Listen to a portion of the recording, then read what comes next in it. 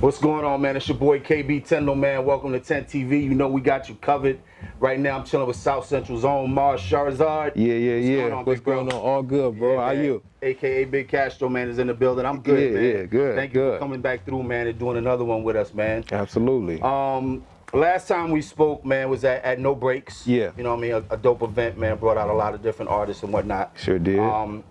I know right now you are pushing the single Out of Pocket. Yeah. Tell us a little bit about how the connection with 1503 came about, how you got down with that, and how you put together this particular single that you're pushing right now. Okay, for sure. Yeah, so 1503 honestly found me, bro. You know, I do a lot of my performances and my shit be out here in the OC, in Laguna, Santa Ana. Shout out to all of Anaheim, you know, all the cities out here.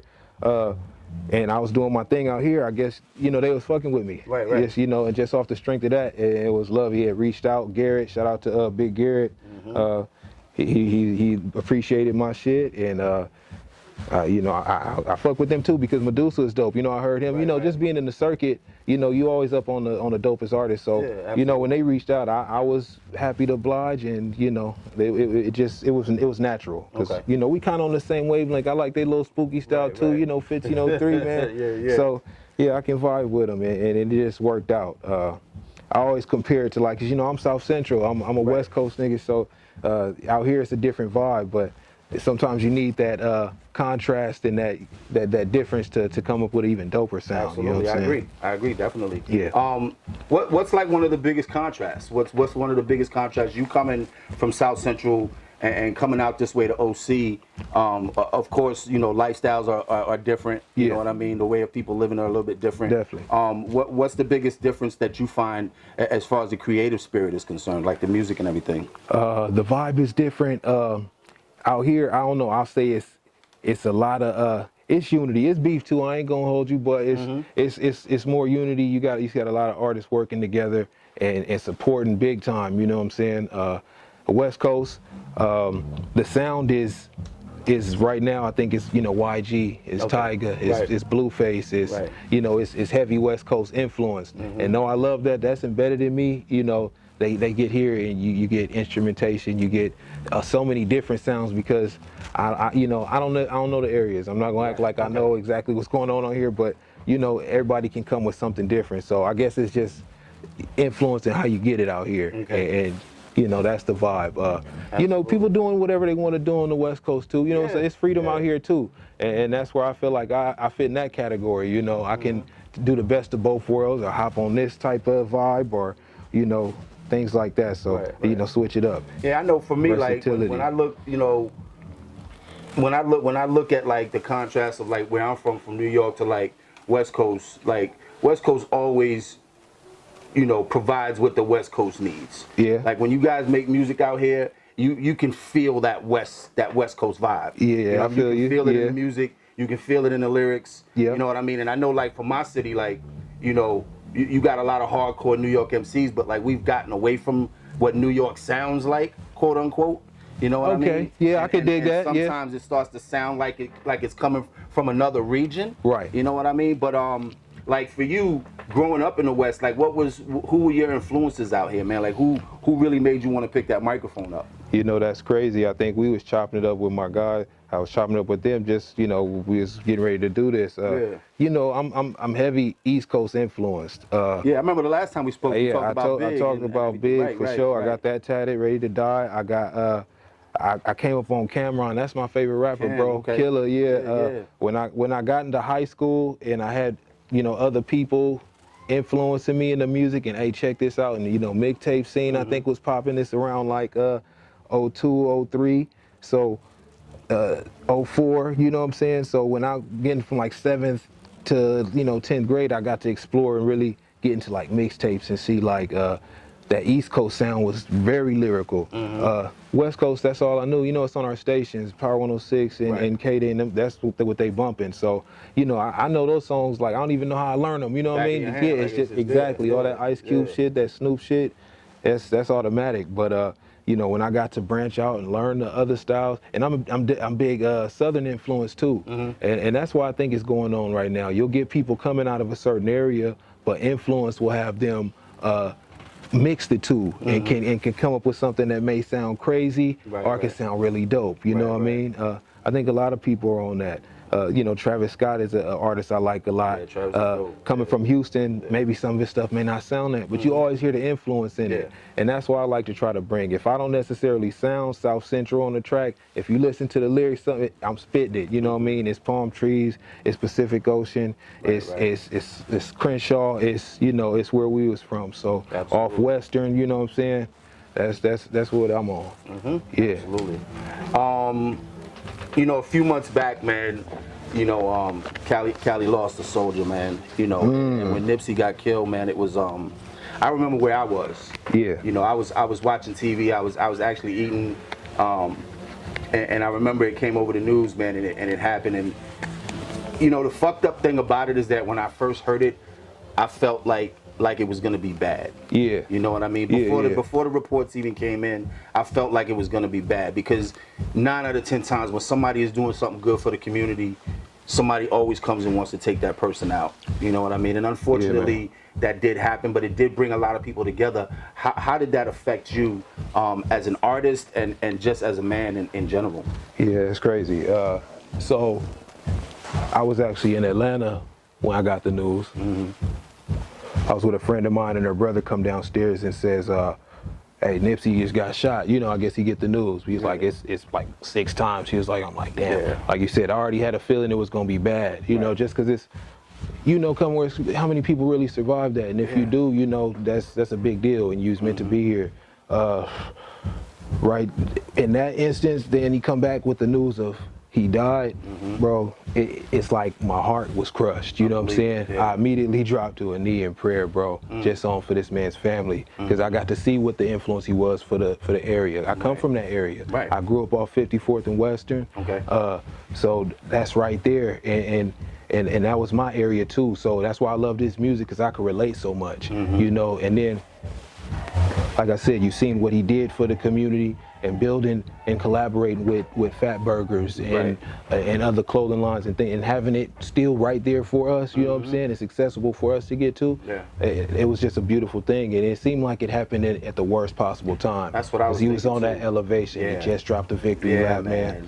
I just seen so much good happening, and it was one of my favorite artists going into that. I'm bumping him all the time, and then you get the news. Yes, it is just miserable. So. I mean, for me, and what I think about it as far as like the after effect is like you can listen to a lot of Nipsey's, you know, work and he's put out great bodies of work, you know, but that one victory lap album, that one major league, major label album release, you know what I mean, like that's gonna live on forever, like, you know, because when Big died, Big only had 2 albums, you know what I mean. Now Nipsey's gone. Technically, he only got one mainstream album. I'm gonna tell you this though, a lot of those tapes, like for me, it's Lost in Boy 2, and The Mailbox, and all those other ones, those is classics too. Those is album quality too. They are. So they definitely are. You know, for us, like we got enough, you know, from him. It's unfortunate because we could have got so much more. And you know, I always hate they left us with what if. But you know, in that instance, in that situation, I guess that was close to home, bro. So I you know, I'm just feeling bad like everybody else, man. Right. What has it instilled in you to like take a look at a little bit deeper now that you probably haven't taken a look at? Like when you first heard that, you said you dropped to a knee in prayer. Like what are you looking at now in your life that maybe you wasn't looking at before that happened, that made you say, damn, at any given time that could happen? You know? Well, just because of the randomness of the situation, I feel like that could happen to anybody. So now, you know, I gotta watch my step maybe, or I gotta make sure that my people is okay when they walk out the house. Or you just give them the extra love because you don't know if they'll make it home. You know what I'm saying? Because even after that, you know, so many other situations didn't happen, and it's unfortunate that, you know, this city is you know, riddled with all the gun violence and the things like that. But you know, that's just what it's been, and that's been the culture. And I said it's unfortunate, but it's our area, man. Absolutely. I mean, I'm the same way when it comes to my home, man. You know what I mean? And it's everywhere. And you grow up in it, man, and it's like, it's like all you want is to have a little bit of peace. You know what I mean? And you just constantly seeing people getting knocked down and people dying and people going away for years and it's like when does this shit stop? Right. You know what I mean? So like for you as an artist, as you grow as an artist and as you grow and you evolve to that next level, what would be something that you would like to bring back to your hood to change things? That was it. I should have asked that part of your question was, you know, it had me looking at you know, not only watching myself, but you know, the content as an artist you put out. You know, we can't help the music we make, and sometimes, you know, this is the vibe, but sometimes just drop that, you know, that awareness. You know, athletes do it too. Sometimes when things is going on, you just have to speak on it. And this may not be something I've done before, but then again, I'm just dropping my first single, official first single, you know what I'm saying? People that know me have heard some other shit, but officially it's my first single. So, you know, just now, and especially at this stage of the game with that happening, just speak on what's going on. It don't hurt if it's just one song, if it's one bar, you know what I mean? Let people know that you're aware and that, you know, it's more than just flexing all the time. You tuned in to what's actually that you tuned in. So that's exactly what it had me moving more in that direction, and you know, just being aware of exactly what you're doing. I got a lot of kids listening to my shit, bro, and it's crazy because you know, I always tell my guy Cash when he shares to the kids and other people when they playing it, you know, they jug into it, but I'm like, bro, this ain't for the kids. He's like, hey man, they the new wave, and they the ones that's gonna be pushing the issue for you. You know what I'm saying? And also, you just the extra hype through word of mouth, because you know, kids are gonna do it, but that's why you also got to have that content awareness and, you know, make sure they say the right, if they're going to be mimicking your lyrics, that they can say, you know, right bar to, you know. They can say the shit that's going on, but they can also say, all right, he's giving us some solutions in the bars as well. Yeah, and you get to that position, you make sure that you help out too. It's all about getting back. I swear, if I ever get to that position, bro, you know, you do the best you can to see it, help and build where you came from. I'm not necessarily there no more, that you can build it up and see it, you know, reach its full potential, I should say. You know what I mean? Right. Okay, so what's gonna follow up? You know, the single. I know you Out of Pocket, you pushing that now. What's in the plans as far as what you're mapping out, like, you know, projects and so on and so forth? What's going on with that? I'm very excited because you remember last time I didn't necessarily have none lined up. I'm out here freestyling. I was, you know, just doing my thing with not necessarily a plan. But I think it was short after that. Like, I don't know, I forget what show Garrett seen me at. It was either No Breaks or OG Mike's, one of these venues.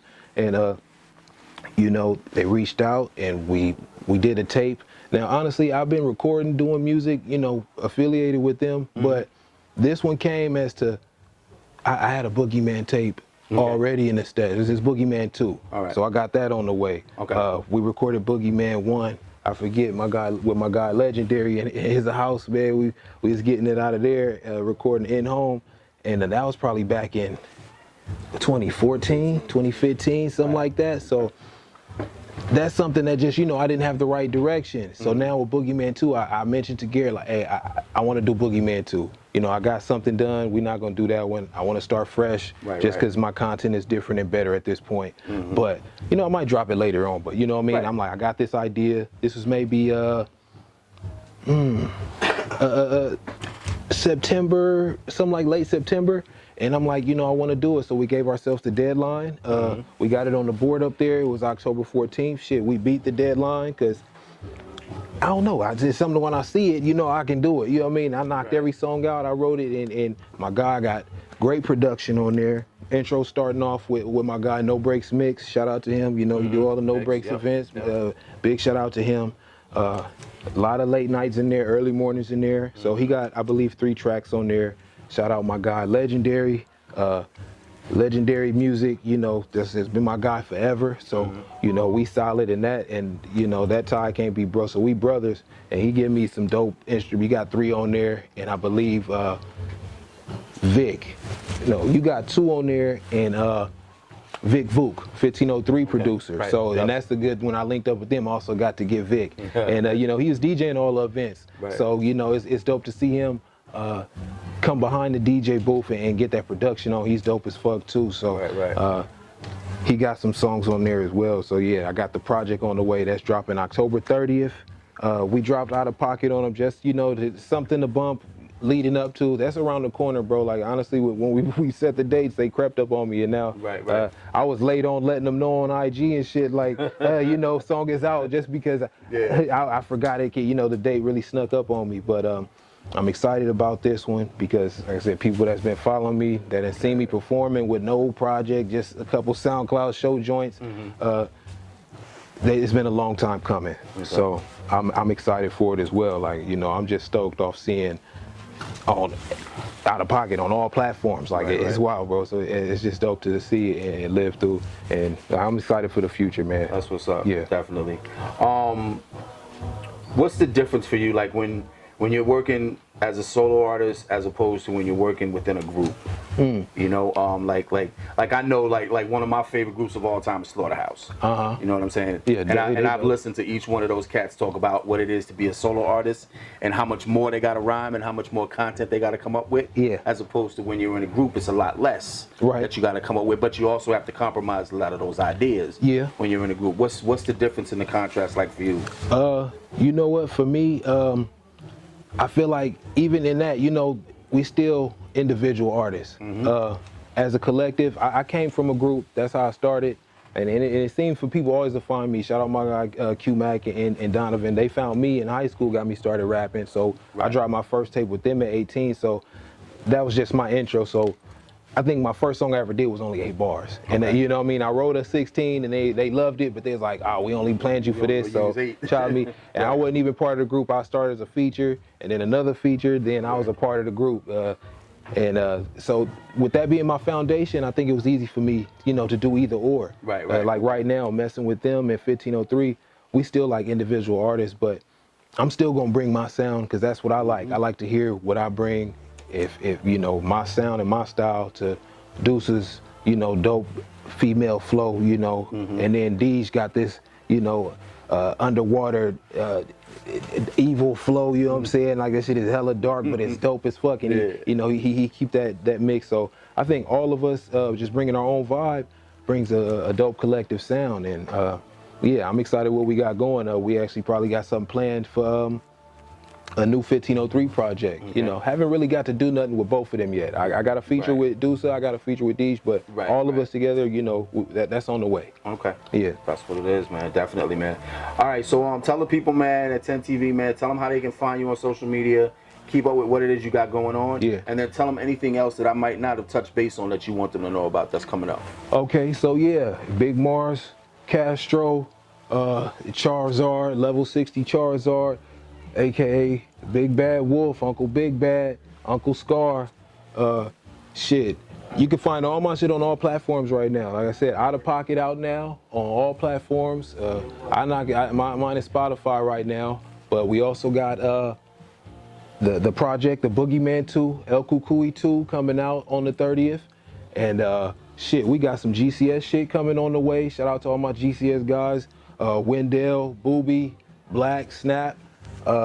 Shit, we got anything I'm touching on? Oh shit, the 1503 project is probably be coming soon. You know, with me is the new edition, so we got that on the way. Make sure you give me your IG and everything. IG, Mars Charizard. It's Mars Charizard everything. Like I said, I got a lot of names, but right now I'm Charizard, so you can find me on that one as of now. So everything, Instagram, every outlet, YouTube, Mars Charizard, Out of Pocket, Google Play. I don't know yet, bro. I said I'm spot on iTunes, all that, every platform, whatever that means, all platforms. Fuck it. Yeah. He got the whole squad in here, definitely. Yeah, definitely. Big up. Yeah, man. Yo, Mars, man, thank you, man. It's always a pleasure, man. Always, bro. You know what I'm saying? I love seeing the growth, you know what I'm saying?